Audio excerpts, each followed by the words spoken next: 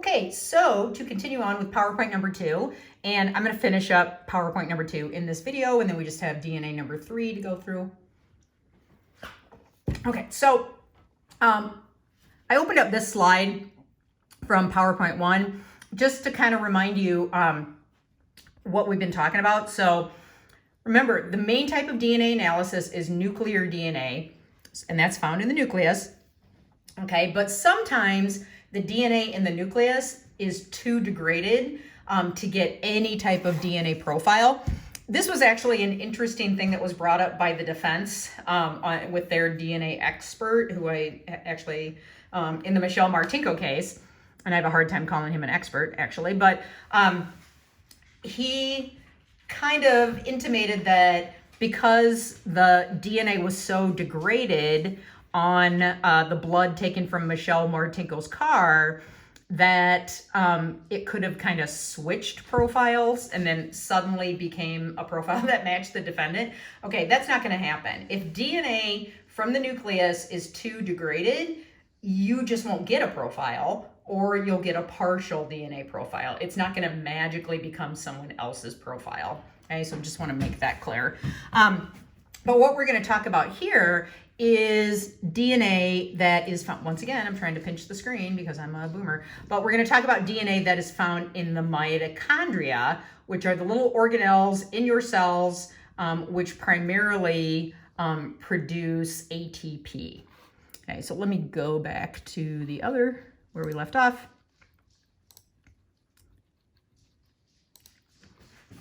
Okay, so we're going to talk about mitochondrial DNA. Now, I've kind of mentioned in class about, the worst offenders in terms of crime shows. To me, the one that misuses mitochondrial DNA the worst is Law and Order SVU. And, great show. I love Benson and Stabler, or whoever the detectives on there now are. However, their lab is always able to get mitochondrial DNA out of anything. Like, oh, we found a stray pubic hair floating in a sewer, and lo and behold, it matches the defendant, and we have the analysis done in about 12 hours. Okay, no. So mitochondrial DNA, it certainly is possible.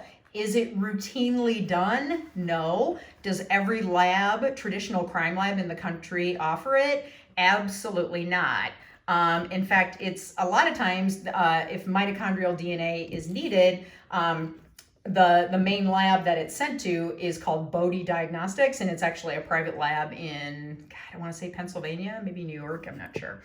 But it's expensive, it's much more, it's easier to have contamination, so, it's not routinely done. However, if it's the only thing that you have on the case, then yeah, absolutely. If the only thing that you have is a hair and you only have the hair shaft, then yep, absolutely, mitochondrial DNA is possible. Okay, so here are some sample types. And remember, this is only used when the nuclear DNA is too degraded and you just can't get an STR profile out of it. So sample types for mitochondrial can include really old bones, teeth that don't have a lot of pulp in them, which is the center cavity where you have a lot of nerves and blood supply. Hair shafts, meaning that you don't have the skin tag that is actually clinging to the hair from it being forcibly pulled out of someone's head or body. Remains that are severely burnt or extremely decomposed remains. So I know the one case that I had when I worked for the Illinois State Police, where we actually sent it out for mitochondrial analysis, were the bones of an infant that was discarded in a ditch along Interstate, God, what was it? God, I can't remember. It's the one that, I can't remember. But anyway, it's one of the main thoroughfares to Chicago, and completely decomposed, and we couldn't get a DNA profile out of her bones, and so she was sent off to have mitochondrial DNA analysis done. Okay, so those are the types. So when we look at mitochondrial structure, so here's the cell, okay, over on the left, here's the nucleus, And here are the little guys that are mitochondria, and then a larger figure is shown here on the right. And what scientists actually think happened, it's something called endosymbiotic theory, where during evolution, you had, say, a big bacteria and you had a little bacteria, and the big bacteria ate the little bacteria, but instead of dissolving it and just reusing its parts, it actually allowed it to hang around, and it eventually evolved into becoming mitochondria. And so that explains why mitochondria have their own little tiny circular piece of DNA. So the mitochondrial DNA is much, much smaller than what you have in the nucleus. Remember, in your nucleus, you have over approximately 3 billion base pairs, and over 30,000 genes have been identified, which, that goes up by the day because people are doing research. In the mitochondria, it's a very small circular piece of DNA, and it only has about 16,000 or so base pairs with 37 genes. Do not memorize these numbers, okay? I just want to show you that it's much, much smaller. And the fact that it's smaller means that it's less discriminating. So you're not going to get those numbers like, oh, the DNA profile matches and it's found in 1 in 3.7 billion white people, 1 in 4 trillion Hispanic people, those kind of numbers. The other thing that is a caveat to mitochondrial DNA analysis is that all of your mitochondrial DNA is inherited from your mom. And the reason for that is, okay, now remember, this would be much, much bigger, okay? So here's mom's egg, which is an ovum. And you have all of these sperm cells that are trying to fertilize the egg, and basically the one that gets there first is the winner. But once the sperm penetrates the egg, as soon as the sperm head makes it into the egg, the sperm is decapitated. And so the only contribution from dad that makes it into the egg is the actual nucleus, or the nuclear DNA. So sperm cells do have mitochondrial DNA, but the mitochondrial DNA is found in what's called the mid piece here that's attached to the tail. And it makes sense that sperm have a lot of mitochondria because they need to generate ATP because they have a really long way to swim to get up, the vagina, the cervix, through the uterus, through the fallopian tube to be able to fertilize the egg. However, none of that mitochondrial DNA from dad makes it into the egg. So you should have the same mitochondrial DNA profile as your mom, as your maternal grandma, your mom's mom, and then any siblings that you have where you have the same mom. You guys should all have the exact same mitochondrial DNA type, okay? But if we're trying to identify people, based on relatedness, like let's say, for example, we have remains that were burned beyond recognition and the lab isn't able to get a nuclear DNA profile, so they turn to mitochondrial DNA. If the only relatives available to give a sample are dad and siblings that share, they have different moms, but you have the same dad, that's not going to help you identify that person at all because you're only going to share mitochondrial DNA along the maternal line. So there are two different things that we can use this, and there's a direct method and then maternal, okay? So let's say, for example, like I just mentioned, we find a severely burned body and it's recovered from a plane crash. There's no dental records, unfortunately, and the body's burned so badly that no nuclear DNA profile can be recovered. So here are possible samples for mitochondrial DNA identification. You can do a direct identification. So for example, if the manifest for the plane shows that, okay, this, theoretically could be Bob Smith, then perhaps his family members or whoever could give, here was Bob Smith's toothbrush, and we should be able to get a mitochondrial DNA profile from the epithelial cells left, after he brushed his teeth. Or maybe he had some blood work done, had his cholesterol checked or whatever, and that could have been retained by the lab. Mitochondrial DNA in a direct way can also, let's say that, in a plane crash, what often happens is people are fragmented, and so they're broken apart into different pieces. You could also do a direct comparison to show that, okay, this leg and this torso came from the same person because their mitochondrial DNA matches. So that's an example of a direct comparison.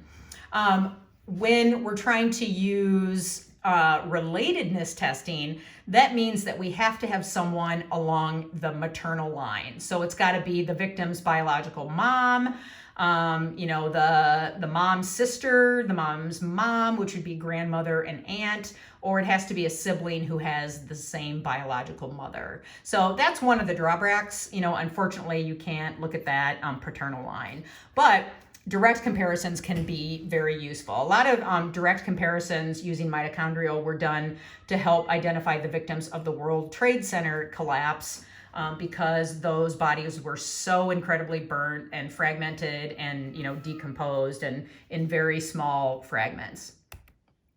So, oh yeah, okay, I forgot. So this is actually a photo from the Fresh Kills landfill, which is a horrible name, but that is the place where a lot of these remains were processed and actually continue to be processed to this day.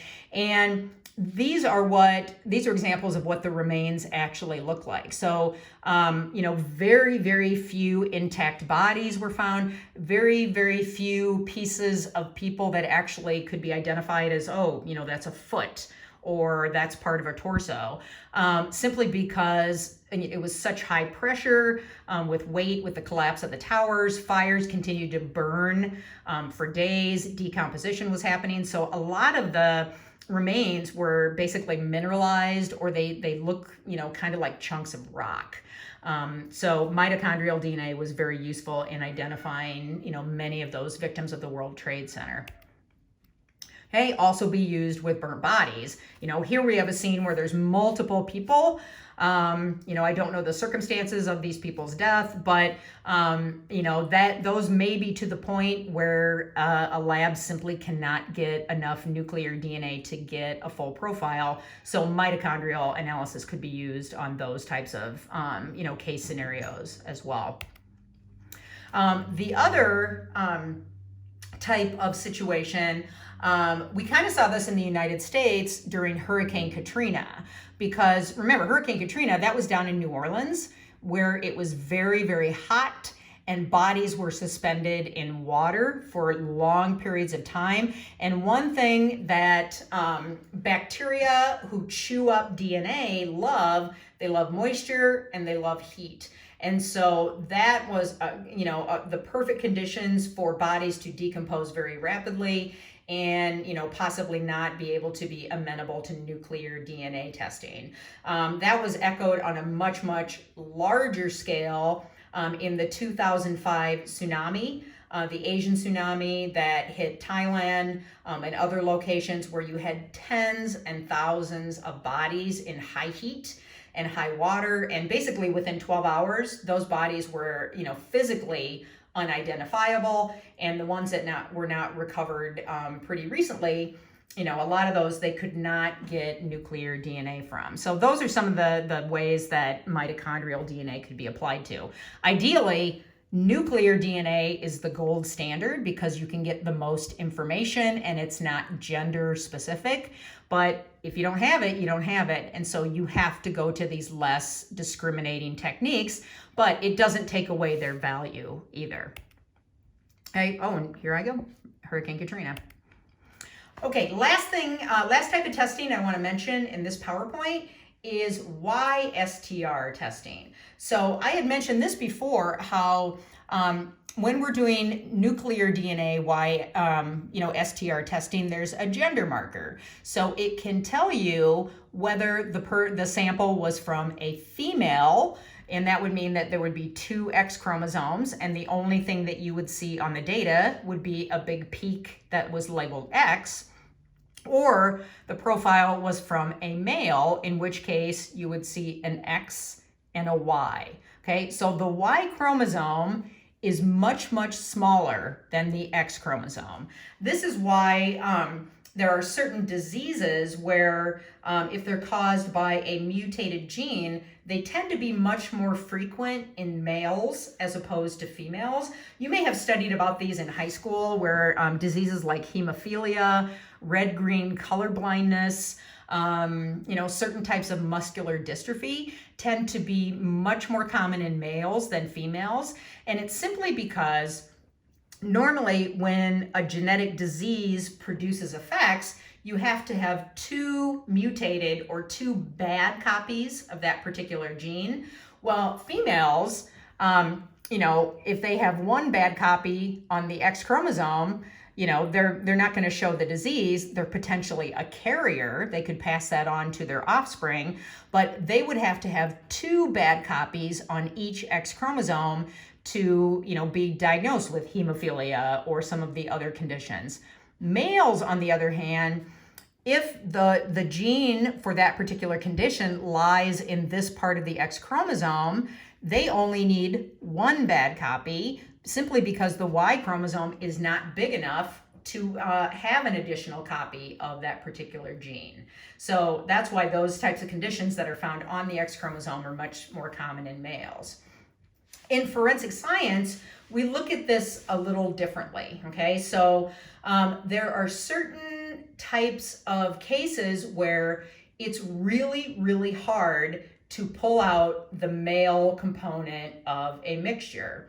So remember when I talked about differential extraction that you're always going to pick up the DNA profile from the victim because you are swabbing that person's orifice, okay? So let's take a case scenario where we have a female victim who was vaginally assaulted, and let's say that she was assaulted by multiple males, okay? So it was a gang rape situation. First of all, you can have what is called preferential amplification. What that means is when that female's vagina is swabbed, you're going to pick up a ton of epithelial cells. So you're going to have a lot of her DNA. And if the ratio of female DNA to male DNA is much, much smaller, you actually won't pick up the male component. You will only pick up the female DNA simply because there's way too much of her DNA as opposed to picking up the male. Okay, this is why YSTRs are so effective, because females don't have a Y chromosome. So you are able to go in and preferentially pull out just the male component of a mixture. So this would be really useful, for example, like I said, multiple male offenders where you can't tell, what, STR type belongs to what male, or it could be, let's say you have a mixture of blood from the victim and from the offender, okay? You can't use differential extraction with that. You can only use traditional DNA extraction. And if you have a ton of blood, DNA from the blood of the victim, you're simply not going to be able to identify that minor component. So YSTRs are really useful because they detect only the male, because only males have a Y chromosome. Females don't have them. So the problem, and we see this also with mitochondrial DNA testing, they're not very discriminating. So you don't have 13 different areas of the DNA that you're looking at, and you're able to get those amazing statistics, okay? All male relatives are going to share the same type, and you really can't give any statistics. You can just say that we pulled this profile out, and maybe, the suspect cannot be excluded. But, that's better than saying no profile at all. So here are the types, case types, and evidence types where YSTRs can be really useful. So let's say that you have a rape kit that's being worked and there's very little male genetic material, so you don't have a lot of sperm cells. That certainly could be the case with cold cases too. Maybe, you have some DNA degradation that's happening. Cases in the evidence where semen is identified, but you have very few or no sperm present. Fingernail scrapings from a female assault victim. So in that case, of course, you're gonna, pick up a lot of DNA from the female victim. Ligatures from the strangulation of a female victim. So if it's a male that is perpetrating that crime, you potentially could have his DNA on the ligature. It may be in very low amounts, but being able to pull out that YSTR profile is very useful. And it can be used to identify remains, but in this case, it's the opposite of mitochondrial DNA. You actually have to use someone on dad's side or a paternal relative. And remember, in that case, the YSTR type should be the same. So yeah, very useful, not that discriminating, but in certain case types, you may have absolutely no way to tie a particular suspect to a victim. And, this doesn't give you the huge statistics, but it's definitely physical evidence and it's science-based, and it's a way to say, okay, yeah, but we can't exclude the guy, there is a DNA match there. Okay, so that is the end of PowerPoint number 2, and we'll head on to PowerPoint number 3 and wrap up DNA next time. Thank you.